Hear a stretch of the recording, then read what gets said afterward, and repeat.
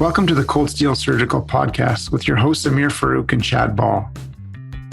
The only thing that can save us from our irascibly self-centered existence is to make sure that our existence is in the service of others. Mark Shrime, ENT surgeon, global surgery researcher, and now career coach, is our guest on this episode. The quote that I read was from his wonderful book, Solving for Why, a surgeon's journey to discover the transformative power of purpose. It's important to understand just how much of a fascinating person Mark Shrime is to get a context for this conversation. Dr. Shrime was the International Chief Medical Officer at Mercy Ships, an international NGO that operates the world's largest hospital ships. Mark is also one of the major figures in the global surgery space and was part of the 2015 Lancet Commission on global surgery. If that were not enough, he is also an American Ninja warrior. We explored in this conversation why Mark felt the need to write a book on purpose, as well as his insights on global surgery, amongst many other topics. This was such an important conversation, not just for surgeons, but for anyone trying to discover meaning and purpose in their own lives. Dr. Shrime, it's an absolute pleasure and a privilege to have you on the podcast. We've been thinking about and wanting to have you on as a guest for a really, really long time. We're so excited to talk to you about a whole bunch of different things. Maybe just to get us started, can you tell us a little bit about where you grew up and where you did your training? So I was born overseas. I was born in Beirut, Lebanon. Then my family moved to Texas when I was very young. So I grew up in Texas. Went to college up in the Northeast in New Jersey, went back to Texas for medical school, and then left for residency in New York City, a 5-year residency, and then a fellowship up in Toronto. Moved then to Boston for my first attending job, and that's where I did my master's in public health and my PhD. You write really beautifully in your book about your childhood. Just for anyone who hasn't read your book, you have this wonderful book called Solving for Why, and I'd highly recommend anyone, it doesn't matter if you're a surgeon or not, like I think anyone who's just trying to think about their purpose and trying to understand how to figure out what they're put on earth to do, your book is fascinating. But you really write beautifully in the book about your childhood and what an impact sort of both sides of your family had on you. Hard, obviously, to distill all that into 2 minutes. But can you talk a little bit about perhaps what it meant to you or what impact it had on you coming from Lebanon? That's a question we could talk for an entire hour about. It's hard to unpack. But yeah, so I didn't grow up in Lebanon. I grew up in Texas to a Lebanese family. My youngest brother was born in the US, but the rest of us were born in Lebanon. So, there's a lot of talk about third culture children, too Arab to be American, too American to be Arab. And we've definitely felt that. Like we would go back to Lebanon and listen, I can't speak Arabic to save my life. My French is decent. My Arabic is terrible. And so, right, we'd go there and we wouldn't be able to speak Arabic. And then here, my mom would make sandwiches for us in our school lunches, and they were, yogurt and olives. And so, the kids around me would make fun of that. So a lot of the tension of the clash of cultures. I'd say two really important aspects of my childhood have informed the direction that my life has gone. The first is, talk about this in the book a lot, I'm the firstborn son of an immigrant family. So growing up, I wanted to go into linguistics or maybe music or maybe philosophy, but firstborn son of an immigrant family, right? I had 3 choices: doctor, lawyer, or failure. So my move into medicine to some degree was because of a sense of filial duty, because of who I was in the context in which I was in. I think the other part about my childhood and my family background that influenced where I work and the kind of work that I do now is the realization of otherness. I don't have a Lebanese accent. My parents were very insistent that we not have an accent. I put that in air quotes because everyone's got an accent, but they wanted us to sound like the TV newscasters. And so we did. Like anytime even a Texas accent would slip in, they would correct us. To a large degree growing up, I don't know, besides the things that I said, like I don't necessarily know that I realized my otherness, my difference. And I tell this story in the book. It wasn't until the Gulf War in the 90s when there was a very famous sort of shock and awe thing that Bush did where he basically bombed to smithereens. And a classmate of mine drove into school that morning, the morning after that happened, blasting from his car a song by The Cure called Killing an Arab.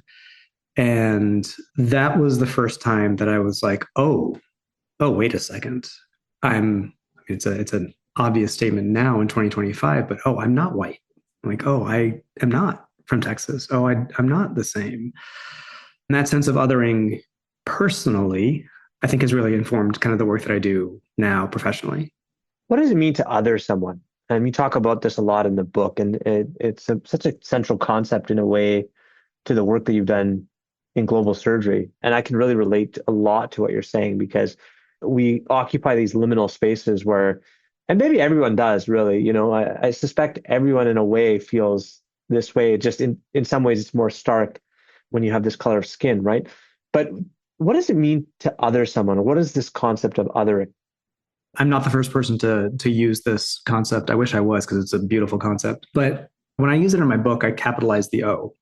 Let's take that example that I gave of my classmate driving in with blaring that Cure song. It's not that my classmate was another person, small o, an other person, and that he viewed me as just sort of another classmate. I mean, maybe he did, but there was something fundamental about the supremacy, to use the word that's common now, about the power structure where the Arab that was being killed in the Cure song and in real life in the Gulf War was somehow less than, somehow different, somehow, either exoticized in a positive way or dehumanized, which unfortunately we see happen a lot. So the othering that we do, and that we all humans, I think, have a tendency to do, is not to see the other person as a small o other person, but to find the major differences, the big O other differences between myself and the other person.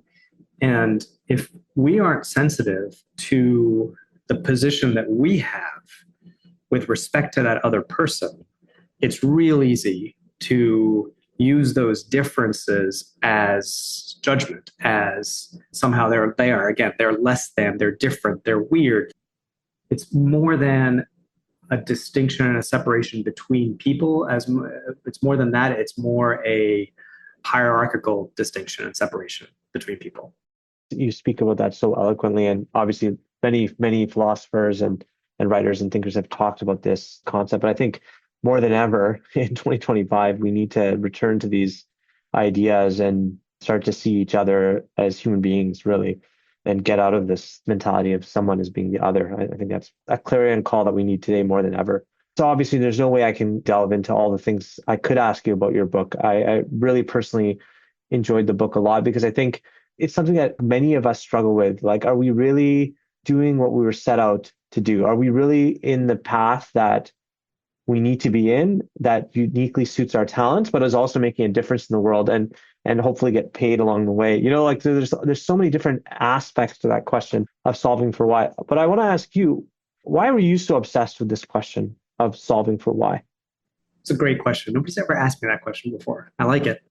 I think it is born from the reason that I went into medicine, which again was probably the wrong reason to go into medicine, but a reason that a lot of people do go into medicine is sort of familial responsibility. And so medicine, especially as it's practiced today in the US, was not a fit for all the things that I grew up, all the books and the people that I admired when I was growing up.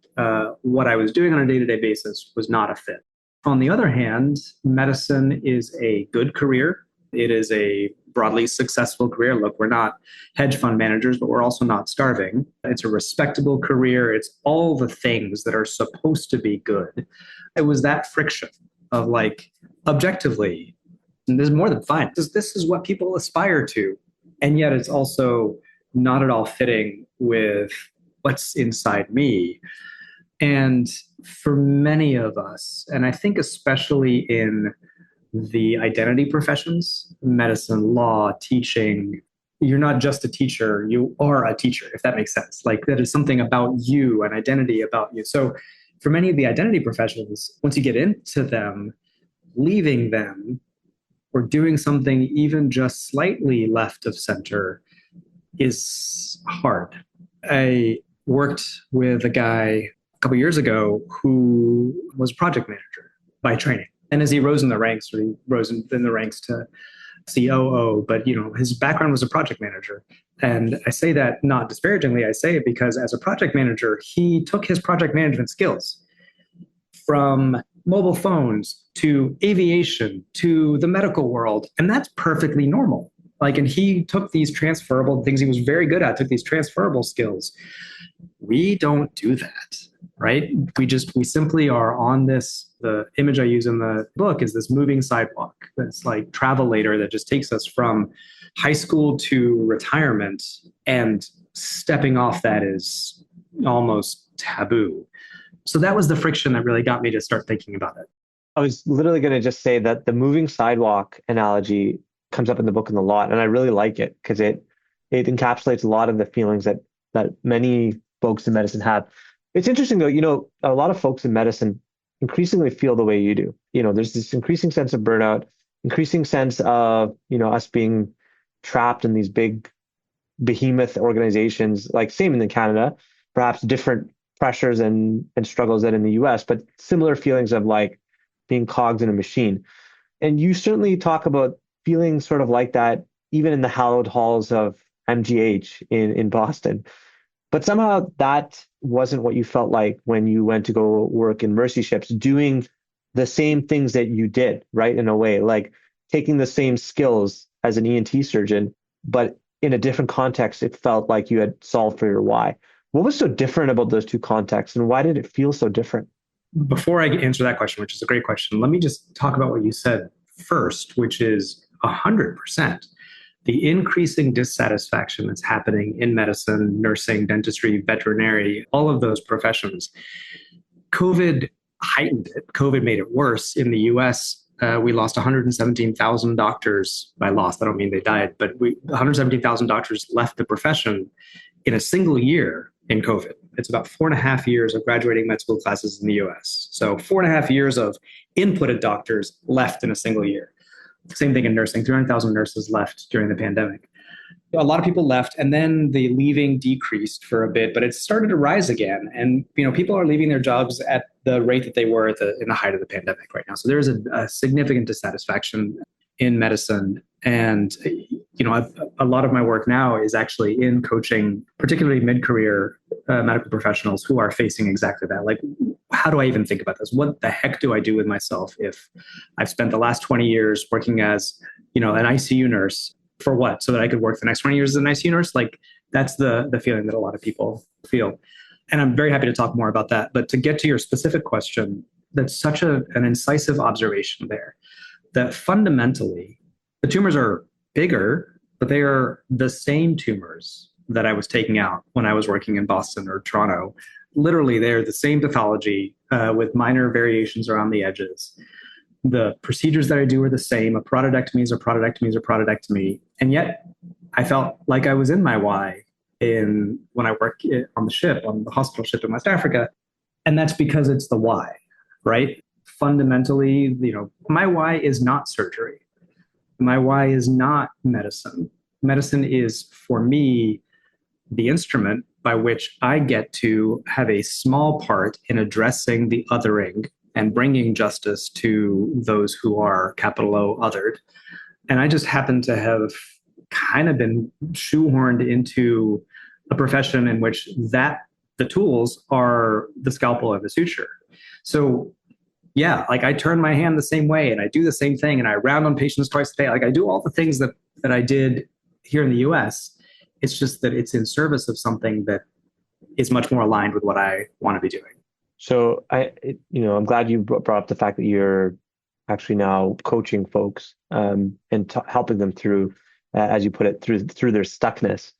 What sort of, obviously it's individualized to every person, but maybe I'll take some free coaching advice for myself. If someone is struggling with trying to figure out their why, do they need to get on a ship and take care of poor patients with huge tumors, or what sort of advice do you give people trying to figure out their why?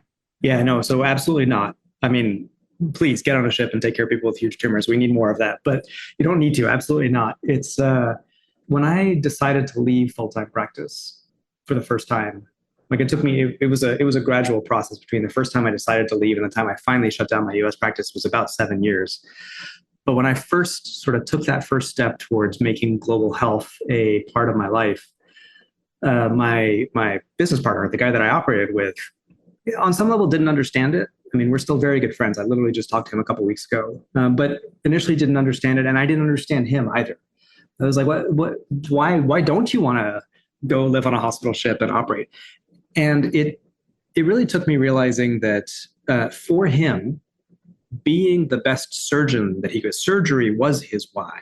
Being the best surgeon that he could be, providing the best life for his family that he could provide, doing the best research that he could, building the best department that he could. Those were his why. Those drove him. So he doesn't need to go work on a hospital ship because his why is being fulfilled in the tools that he has and the way he's using them. Listen, I'll just sort of give you a brief overview. Basically, the path that I take my clients through, it's sort of four parts. The first is to take a really honest look at what your why is, what your values are. And I say really honest look for two reasons. One, in the identity professions, in the helping professions, we're supposed to have certain values. We're supposed to want to help people. And that's great if that is your value, but it may not be.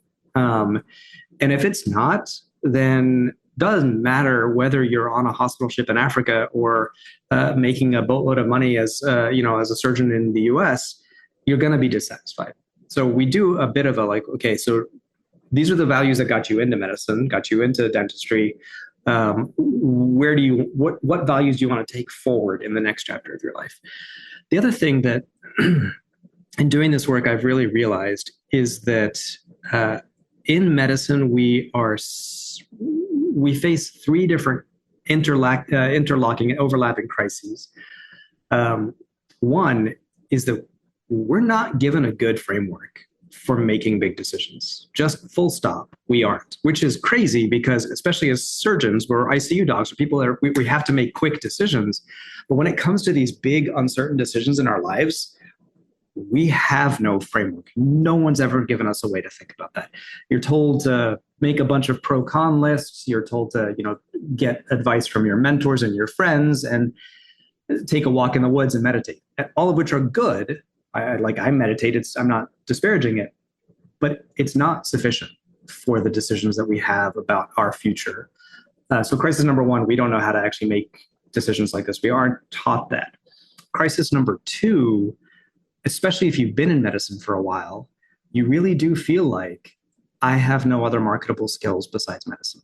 And that's how I felt when I first started thinking about changing my career. And the fact is that's not true.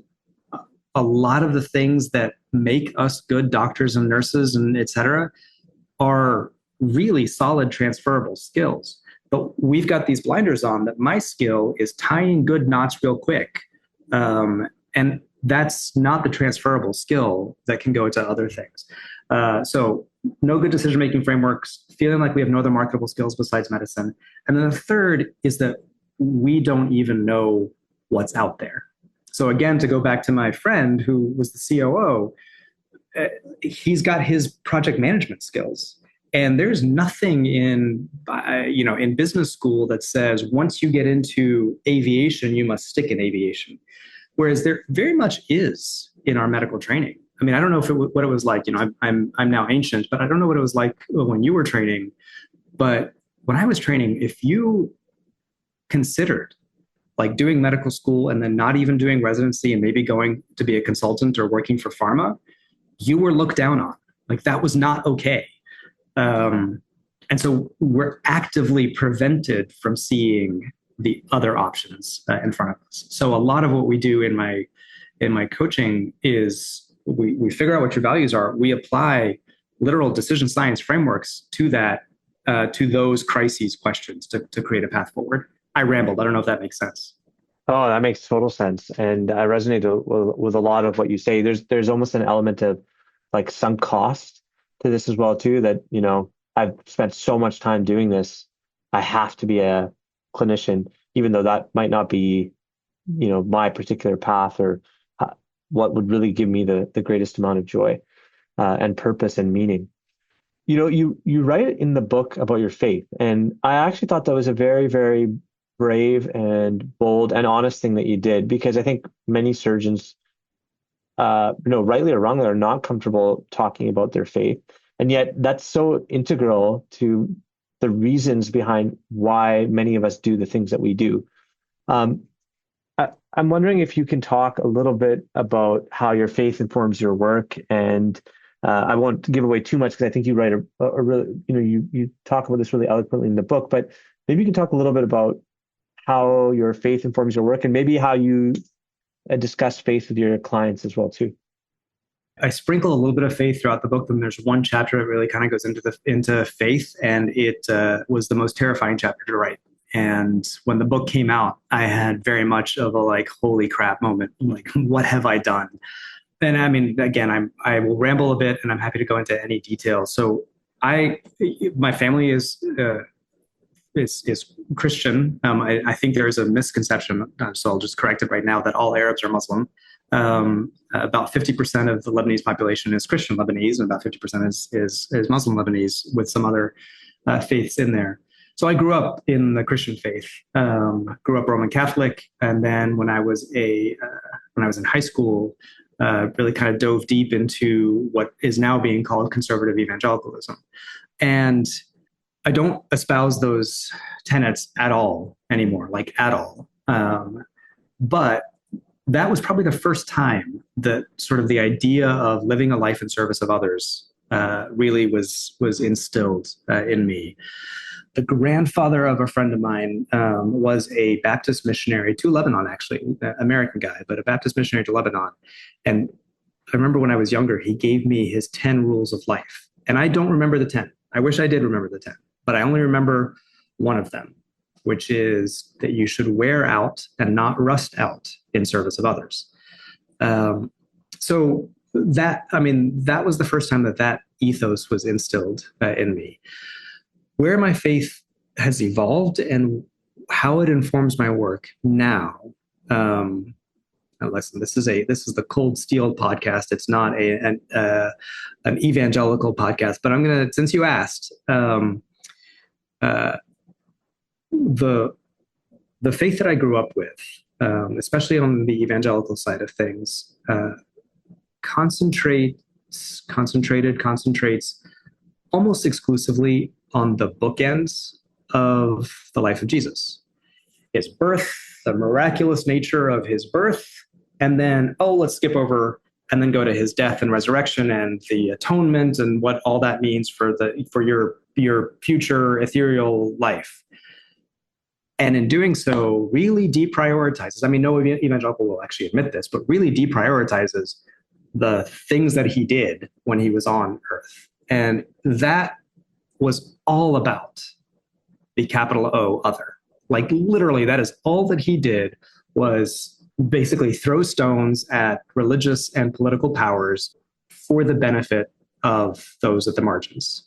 And I can't think of a better way for myself to spend the rest of my life. Everyone's faith is different. And so when I talk to clients, faith sometimes comes up, it sometimes doesn't. A lot of people who work in global health do so from some sort of faith, either past or present. But whatever faith tradition we grew up with, even if it's a tradition of not having a faith, whatever faith tradition we grew up with will inform our why, even if we try to have it not. And so I think it's important to at least address that when you're trying to create what you want your life to be about. Again, I resonate with a lot of what you're saying, because I think for me that my faith also informs a lot of what I do and why I do it. To ignore that aspect of who we are is, to me, seems crazy, but maybe it's just you and me. I don't know. No, I totally agree. We agree.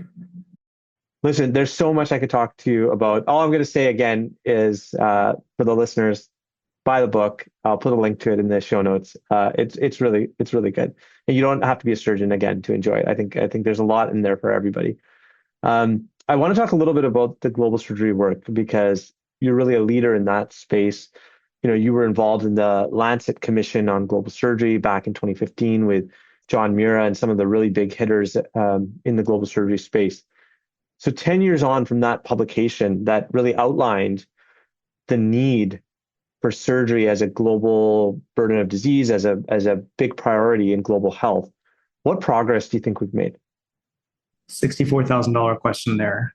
We've definitely made progress. We've definitely not made as much progress as we had hoped.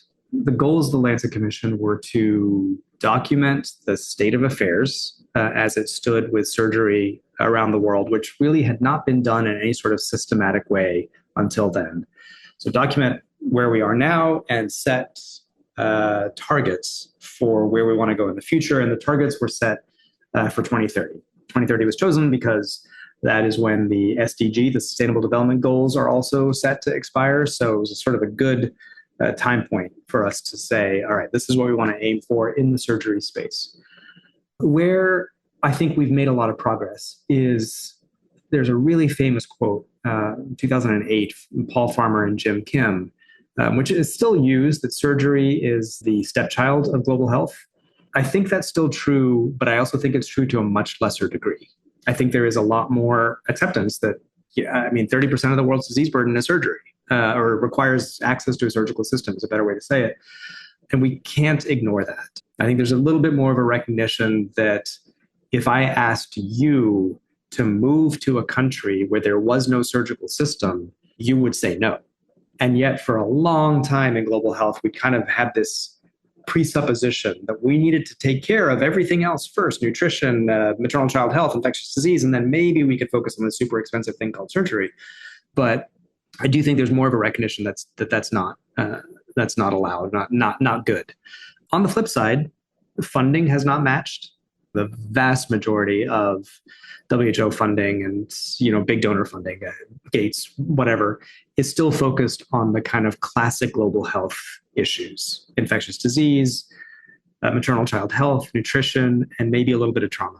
Other than that, there really isn't funding for surgical systems. There really isn't funding for other things. The Lancet Commission had a number of indicators that we were supposed to track: how long it takes to access a surgically capable hospital, how many surgically capable providers are there, how many procedures are being done in the country, what is the risk of a patient being driven into poverty by trying to access surgery. And to a large degree, those haven't moved. They're slow. They are very slow indicators. And they are, just to take the first one, access to care. Improving access to care either requires building more hospitals, improving roads, all of those, and that's a big investment. Protecting people from financial ruin is a hard thing to do. It's a system-wide thing to do. So I understand that they haven't moved. On the flip side, they haven't moved very much, and I think we need to reckon with that. And the two things that I spoke about are intertwined. The fact that there isn't funding for this makes it a lot harder to do the research, makes it a lot harder to implement the things. Yeah, I'll stop there. It's a huge question that I asked you. Obviously, that's a massive question and not something we can easily answer in 5 minutes. But I asked that question mainly because I think sometimes the problem seems so insurmountable and so large that it's difficult to even figure out what to do next. But I also bring up the question because I think, well, as you say, things have changed a lot. I think work that you and others have done have really put, if nothing else, global surgery on the map in terms of an academic career and a rigorous sort of way of studying the problem. And I think that's a huge first step. One of the things I think you have done really well is bring the highlight onto financial ruin that accompanies surgeries in many countries. Can you talk a little bit about some of the work that you've done in this space? One of the papers that I saw that you put out recently was about out-of-pocket costs for children's surgical care in Somaliland. Maybe we could use that as sort of a case example of how devastating surgical costs can be for folks. We can talk about that, but let me give you a story to start with instead. A few years ago, right after COVID, right after the peaks of COVID, I did a maxillectomy. So I took out the midfacial tumor on a young kid. I think he was 13. He'd had that tumor for about 8 years. This was in Senegal. And one of the things I love about the ship, again, one of the things that I hated about being a doctor in the US was just the bureaucracy and all of that sort of stuff. I have more time on the ship to sit down with patients and to hear their stories. So I actually sat down the night before the surgery. I sat down with the patient's dad, and I said, just tell me the story. Like, what's happened in the last 8 years for this patient's tumor to get to where it is? And he told the story that you would expect. These tumors are big, not because people don't notice them. Like, you literally see your child's face growing. It's just that, he tried to get access to care, and he couldn't. There was no surgeon, et cetera. And that's a story that we all kind of are aware of. There was no OR, there was no surgeon, there was no oxygen, there was no et cetera. But he told me that over the course of the 8 years that he was just trying to get care, like didn't even actually succeed in getting care, just trying to get care for his son, he had essentially bankrupted his family. The other children were not going to school. They were having difficulty putting food on the table. He literally said, my household is ruined because of this. And that's, he got his son got his surgery, did really well. The healing was great. He's home now. All the things you want, no complications, all the things that you want. And yet now you've got a family who's got to completely rebuild from nothing because of that. And we are so used to the health effects of things. All the things that I talked about. Did the tumor come out? Was there a complication? All those sorts of things. We're so used to talking about that stuff as an outcome of surgery. And then, over the last decade, 15 years, we've started talking about the social determinants of health.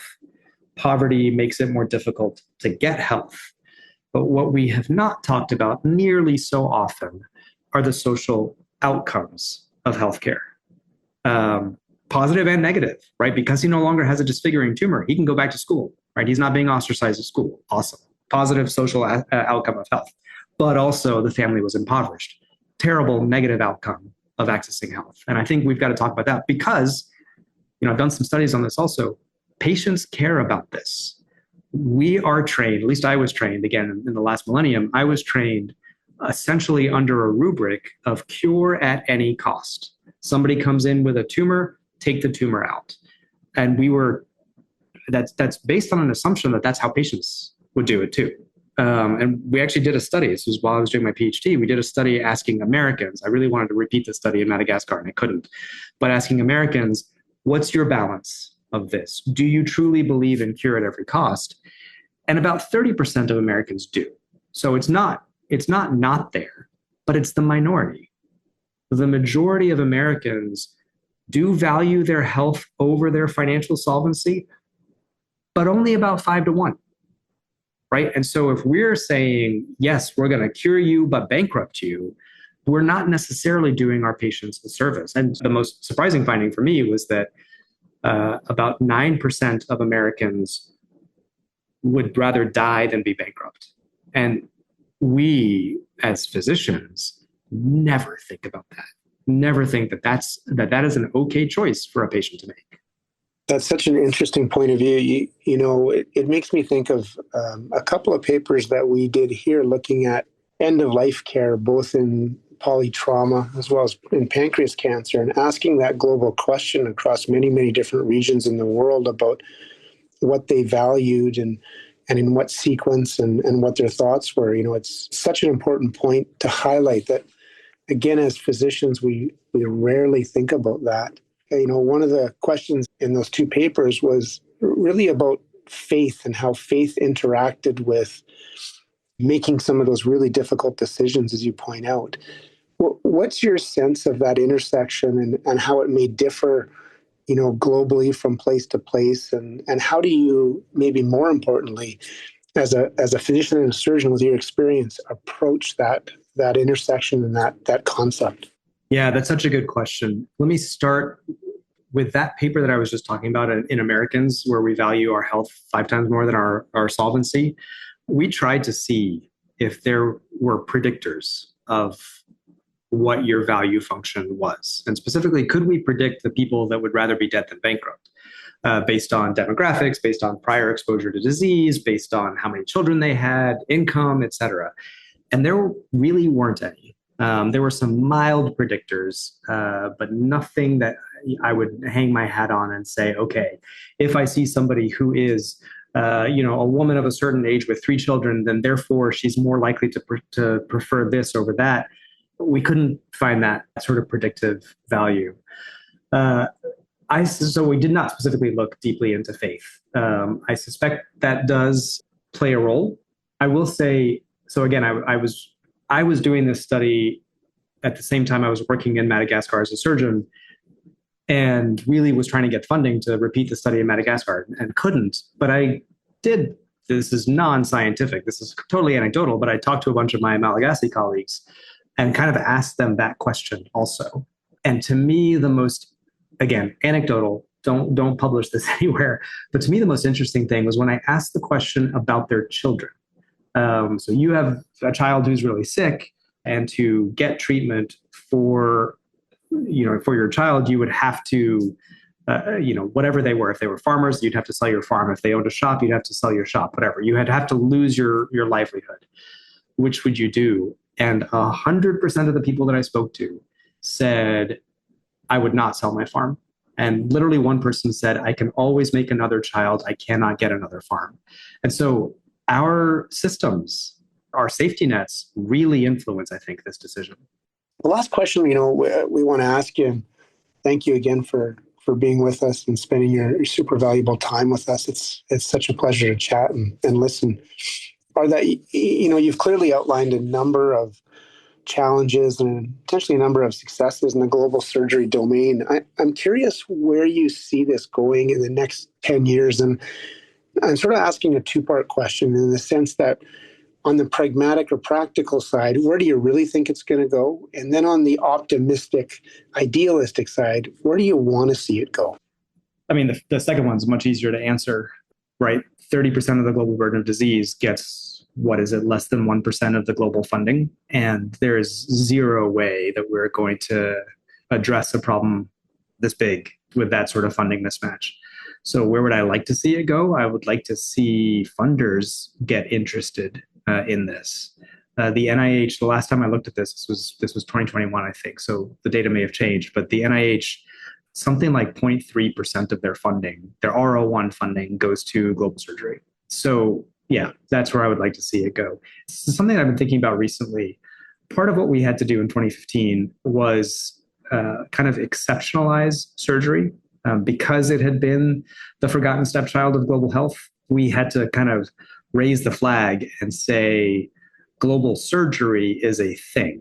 But the fact of the matter is, it's global health in the same way that injury care is global health and maternal child health is global health. So I don't know if there is a way for global surgery to reintegrate and stop the exceptionalism, because what that then means is that we need to have exceptional sources of funding and need to have exceptional this and exceptional that, and basically we're recreating a system that's already been created in global health.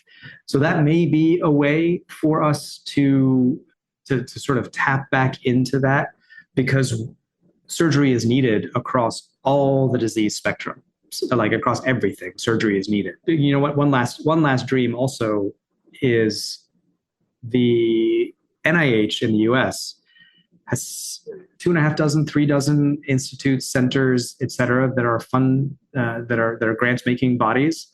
Everything from the National Heart, Lung and Blood Institute and the National Cancer Institute, which are the big ones, National NIAID, to a Center for Complementary and Alternative Medicine. And it does not have an Institute of Surgery. Like, it has nothing for surgery in it. I would like to see us fix that. I would like by the end of my career that there is a National Institute of Surgery at the NIH. Where do I think it's going to go? I think we've got to struggle to get those things to happen.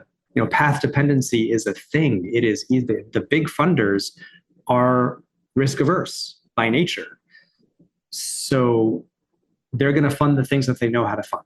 And so I do think we still have an uphill battle to get to the place where non-surgeons recognize what surgeons recognize, which is we're not the icing on the cake, right? You can't just put this in the corner and deal with surgical disease once you've figured everything else out. I think we've got an uphill battle to get there. That's such an interesting answer, and the term pathway dependency is interesting as well. That's something I'm going to have to think about. I like it. We can't thank you enough for spending time with us again. The last question we ask everybody on the way out, so to speak, is if you were to go back and chat with yourself at a younger stage, maybe that's a junior faculty, maybe that's a surgical resident, and give yourself some sage advice based on how things have gone and what you've learned, what would you have told yourself? I'm going to cheat a little bit and answer what I tell residents who come to me now and say, I want to create a career in global surgery. What should I do? The answer that I give routinely is wherever if you're a medical student or if you're a resident, a fellow, your primary goal is to be the best medical student, resident, or fellow that you can be. There is still a sense that work in global health is abdication. You're not cut out to be a real surgeon. That's why you want to, I literally had a colleague say to me, that's why you want to go up and look up noses on the Great Wall of China. So there's a bit of proving that no, your top residents are going into this. That's changed though. And I think the other reason that I say, be the best resident, student, fellow that you can be is because when you are on a hospital ship in Africa, you're going to see stuff that you never saw in your training. And unless you are confident in your surgical skills, in your clinical decision-making skills, you're going to put those patients at increased risk. And so you want to be the best surgeon that you can be for the broader good of the field, but also very much for the patients that you will be treating when you're in the field.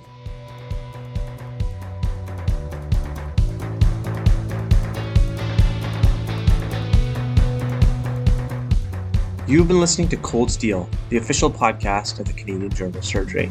If you have comments or questions, please email us at podcast.cjs@gmail.com. Thanks for listening.